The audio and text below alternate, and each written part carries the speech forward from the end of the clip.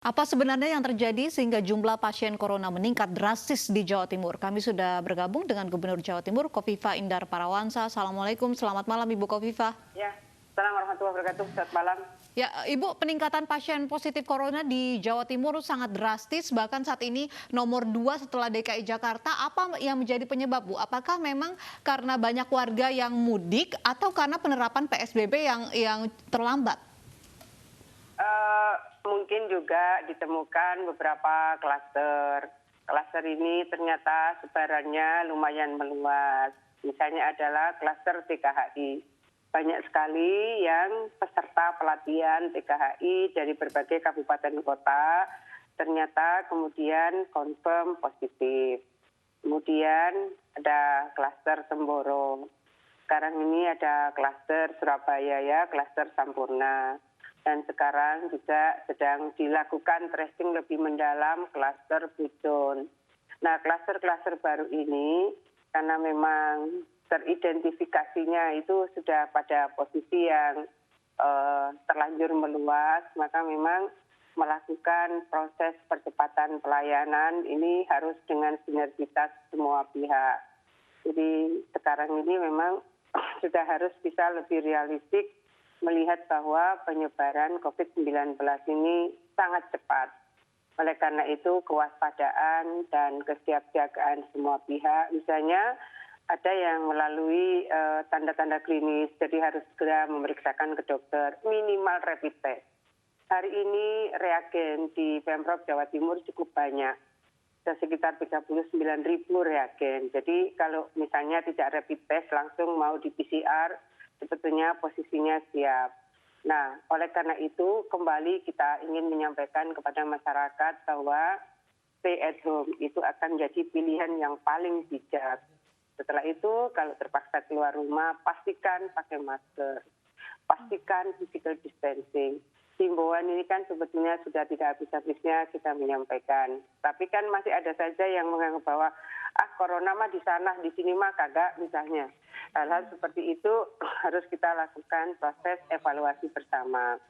Kemudian ini yang klaster sudah transmisi lokal ya. Ada yang memang kemudian berasal dari titik-titik epicentrum. Itu ada titik-titik yang mereka kemarin dari Jabodetabek, juga titik dari Surabaya.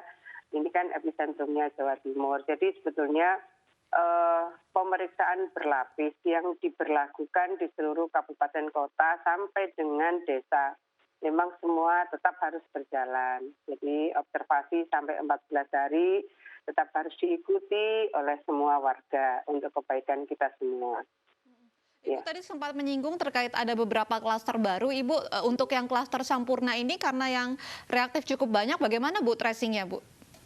Jadi sebetulnya ketika kami dapat informasi tanggal 28 malam saya memang mengundang kembali tim ini, saya mau mendengarkan apa yang sudah dilakukan. Sebetulnya sudah dilakukan rapid test dan PCR cukup maksimal sebetulnya.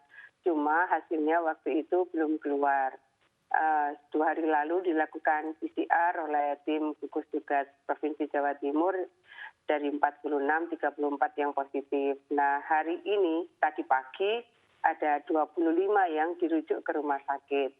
Nah, sisanya yang 9 itu sebenarnya tanda-tanda klinisnya boleh dikatakan hampir tidak nampak, tetapi hasil swab-nya positif. Nah, yang 25 dirawat di 2 rumah sakit ini mereka. Ini yang kita harapkan bahwa ada proses yang memang terkontrol, termonitor. Kalau memang sudah tahap kuratif ya memang harus dirawat. Yang belum tentu kita berharap yang kita kedepankan adalah tahap preventifnya. Preventif pencegahan. Setelah itu tracing ini harus masif. Ketika tracing masif maka sebetulnya pencegahan terhadap kemungkinan meluasnya virus ini akan bisa kita cegah gitu. Jadi kita pageri lah kira-kira begitu. Kenapa tim tracing menjadi penting. Kalau di gugus tugas Jawa Timur kan dari awal kita memang membagi tim tracing, tim kuratif, tim promotif preventif. Baru tim sosial, ekonomi, dampak pemulihan. Nah, pada posisi seperti ini, tim tracing memang petanya relatif detail. Tapi kalau ada klaster baru gini kan harus turun dalam jumlah yang lebih komprehensif sesuai dengan luasan kemungkinan yang harus di tracing. Ya. Baik, Ibu Khofifah, berkaca pada kejadian klaster Sampurna, bagaimana langkah antisipasi yang dilakukan Pemprov Jawa Timur, Ibu? Ya, hari ini pun tadi pas berbuka kita juga sedang diskusi, kan nggak habis-habisnya sebenarnya kita lakukan evaluasi itu sebetulnya hampir all the time. Dan kita tadi waktu berbuka sambil, ayo para dokter kumpul, saya gitu, udah kita sambil lakukan koordinasi. Ada yang diantisipasi lagi, titik lain yang kita khawatir itu adalah pengembangan dari klaster ini. Jadi ya saya sampaikan sudah kita koordinasikan dengan Dinkes setempat supaya Dinkes setempat melakukan tracing lebih dulu, baru kita akan menjadi supporting team. Karena pada dasarnya kan setiap terjadi bencana, meskipun ini non alam, tapi koordinator dan penanggung jawab inti kan sebenarnya kabupaten kota. Jadi kita menyampaikan coba tim daerah biar melakukan intensitas tracing, kemudian kita akan support dari titik di mana kita bisa mencari linkage ya, satu titik dengan titik lain, sampai kemudian observasi. Sekarang pun juga yang masuk di observasi BPSDM Pemprov juga sudah mulai ada, dan kita harus melakukan koordinasi di antara ini tracingnya di sini, kemudian ini harus diobservasi atau ini isolasi di rumah sakit mana. Nah, titik-titik yang memang harus segera dilakukan koordinasi antara semua ini memang harus terus kita komunikasikan supaya tidak terlambat kita melayani. Ya. Ibu Khofifah, kota-kota di Jawa Timur ini menjadi tujuan mudik. Ibu, nyatanya sampai sekarang masih ada warga yang nekat untuk mudik. Bagaimana pencegahannya agar ini tidak membawa epicentrum baru, Bu, penyebaran corona di Jawa Timur? Apakah PSBB akan semakin diperketat dengan mungkin jam malam atau seperti apa? Ya, sebetulnya kalau di Surabaya, Gresik, dan Sidoarjo ada pembatasan aktivitas malam hari. Pembatasan aktivitas malam hari itu dimulai dari jam 21 malam sampai dengan jam 4. Jadi pada posisi seperti ini, apakah disebut jam malam atau pembatasan aktivitas malam hari gitu ya, supaya tidak punya konotasi berlebihan gitu. Tapi bahwa ini sudah mulai 2 hari, hari ini adalah hari ketiga kita melakukan langkah-langkah teguran dan tindakan. Jadi kalau sudah teguran dan tindakan, pasti ini law enforcement-nya bisa lebih kuat. Harapannya masyarakat bisa memahami bahwa hari ini memang penyebaran COVID-19 itu cukup masif. Oleh karena itu kita semua harus menjadi bagian yang ikut berkontribusi untuk mencegah penularan COVID-19 di lini kita masing-masing. Baik, lalu bagaimana dengan kesiapan rumah sakit, Bu? Apakah ada beberapa rumah sakit yang sudah disiapkan dan apakah akan ditambah lagi? Kalau sekarang misalnya yang rumah sakit dalam koordinasi Pemprov ya, ada rumah sakit Dr. Sutomo. Tadinya yang 8 bed, kemudian jadi 34, kita akan tambah 50. Jadi prosesnya memang begitu. Kemudian kemarin pagi saya baru ke rumah sakit UNER. Rumah sakit ini akan diperluas sampai 200 bed. Jadi kemungkinan per hari ini sekitar 34 ya yang bisa dirawat, tapi akan terus berkembang karena kemarin sebetulnya beberapa bed dan negatif pressure itu sudah siap.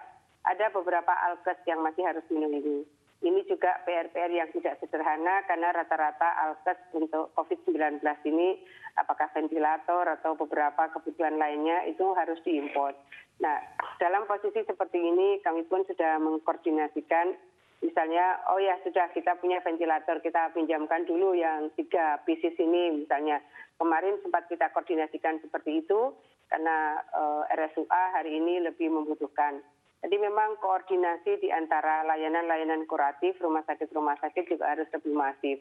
Nah sekarang kegotong royongan kita semua, hampir setiap hari kalau ada yang meninggal, banyak rumah sakit yang tidak terlalu mudah kita untuk bisa menggunakan ambulans dari rumah sakit yang bersangkutan. Jadi misalnya di Gedung Gerahadi ini ada 5 ambulans yang selalu standby. Sore ini tadi ada 2 ambulans keluar, kebetulan saya melihat, saya tanya kemana mereka.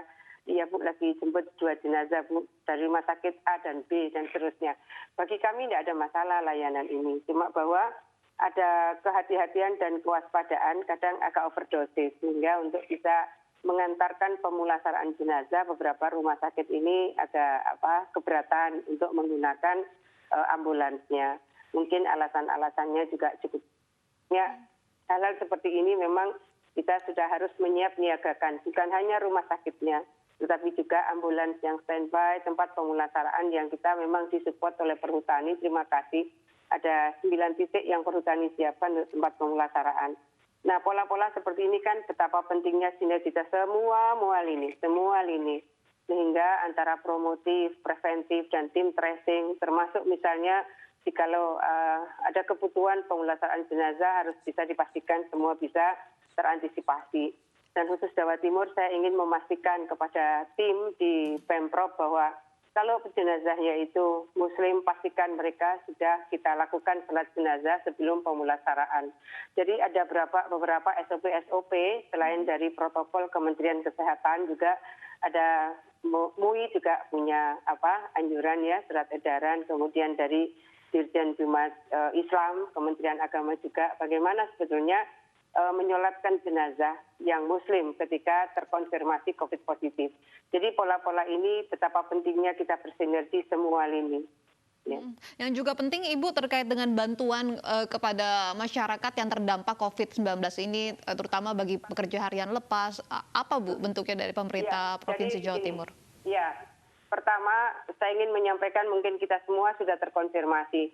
Paling tidak ada 6 lapis bantuan yang dari pusat ya, dari mulai BKH, BPNT, sampai dana desa, kemudian bantuan tunai, prakerja, dan seterusnya. Ini ada 6 lapis. Lapis ketujuh adalah Pemprov. Nah, Pemprov ini pertama akan menyiapkan bantalan sosial bagi penerima BPNT. Bantuan pangan non-tunai yang berbasis kelurahan. Kenapa kita akan menebalkan? Karena kalau di desa ada dana desa. Dana desa ini kalau di Jawa Timur itu ada 7 triliun 654 miliar, yang untuk bantuan tunai 2 triliun 322 miliar. Nah, kalau di kelurahan kan tidak ada itu, maka kita memberikan penebalan dari BPNT. Kalau BPNT 200.000, maka dari Pemprov 100.000. Seluruh penerima BPNT berbasis kelurahan. Di Jawa Timur ada 333.022 keluarga penerima manfaat. Itu yang kita sudah transfer ke Himbara. Karena penerima BPNT semua memiliki nomor rekening di Himbara. Sudah 4 minggu lalu saya ketemu dengan Himbara, koordinasi dengan Kementerian Sosial, Kementerian Keuangan, supaya kalau kita top up itu tanpa ada biaya. Jadi jasa top up itu zero. Ini sudah jalan. Nah, ini yang memang saya minta supaya disampaikan bahwa masyarakat ini sekarang rekeningnya bertambah. Kenapa bertambah? Karena Pemprov menebalkan dari bantuan pangan non-tunai yang 200.000, itu ditambahkan 100 oleh Pemprov. Sebanyak berapa? 333.022 keluarga penerima manfaat. Nah, yang kedua adalah bansos untuk yang terdampak. Bansos untuk yang terdampak, kita menyiapkan 750.000 paket. 200.000 kali 3 bulan, kita menyerahkan kepada Bupati Wali Kota untuk mendistribusikan. Kenapa? Karena yang poin 1 sampai poin 6, yang tahu siapa yang terima adalah Bupati Wali Kota. Maka siapa yang belum tersisir, itu juga yang tahu adalah Bupati Wali Kota. Maka kita kemudian mengirim surat untuk kabupaten kota kirim rekening. Nah, ini memang kita ingin disegerakan, dibelanjakan. Jadi misalnya Surabaya akan terima 45.000 paket, tapi dalam bentuk uang dibelanjakan oleh Pemko Surabaya sendiri. Siapa yang akan menerima bansos ini, terserah Pemko yang tahu di titik mana yang belum tersisir. Sidoarjo misalnya dapat 65.000, ini yang terkait dengan bansos terdampak COVID. Kenapa 65.000 lebih banyak dari Surabaya? Karena yang bekerja di sektor industri Sidoarjo itu 1 juta lebih. Dari mereka ada yang dirumahkan, ada yang di PHK. Kemudian Gresik 35.000. Nah, 35.000 paket, 200.000 kali 3 bulan. Kita ingin yang membelanjakan sembako adalah Bupati Wali Kota. Tetapi ini bukan hanya untuk yang PSBB, ini berlaku seluruh Jawa Timur, sekitar 750.000 paket untuk 200.000 dalam bentuk kita menyediakan beras dan telur. Karena hari ini telur ayam itu oversupply-nya luar biasa di Jawa Timur. Nah, kita berharap yang belum tersisir, asumsinya kan seluruh bupati wali kota yang paling tahu. Maka kita mendeliver uang untuk sembako di masing-masing kabupaten kota bagi mereka yang terdampak. Bisa saja di Probolinggo yang terdampak ini mereka yang ada di Bromo, Tengger, Semeru misalnya, kan beda-beda, ada yang di sektor industri, ada di nelayan. Sudah ada 6 lapis begitu ya, 6 lapis bantuan yang sudah disiapkan oleh Pemprov Jawa Timur dan pemerintah pusat. Baik, terima kasih Ibu Khofifah terima kasih. sudah bergabung bersama kami di AINU Sore.